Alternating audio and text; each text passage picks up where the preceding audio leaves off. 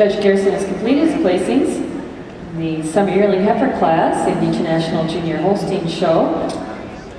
Placing third in the class is entry number 103, El Maple's Damion Chelsey, exhibited by Calep Dewitt of Clinton, Wisconsin. Placing second in the class is entry number 91, Craig-Kro Jasper Diva, exhibited by Krohlow of Black Creek, Wisconsin. And winning the class, and also the Bred and Owned Award, is entry number 92, Siemers-Peterman Andrea, exhibited by Siemers-Peterman of Cleveland, Wisconsin. Congratulations. Judge Garrison, your comments.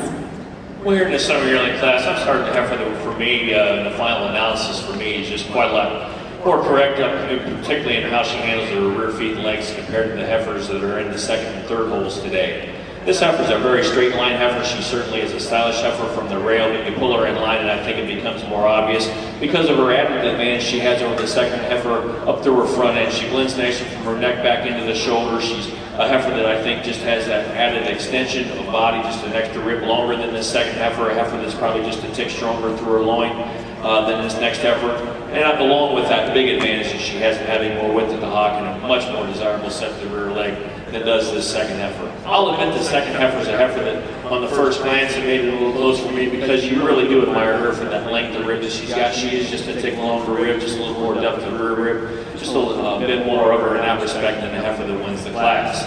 The second heifer goes over the heifer in third. You know, both these heifers, I maybe change them in the way they handle the rear legs, but I tell you, I guess I do prefer the mobility of my second heifer in terms of maybe just a little bit more flex to the hock than this heifer in third. She's a heifer that just walks out quite a lot more comfortably, holds her top quite a lot more naturally than does this heifer in third. The third heifer goes over the real stylish heifer I moved up into the fourth spot because she does have that added depth and capacity through the center of her body. She's a much deeper heifer through her rear mid flank than this really straight line heifer that I really do admire and give her the advantage of the heifer just ahead of her in those rear legs.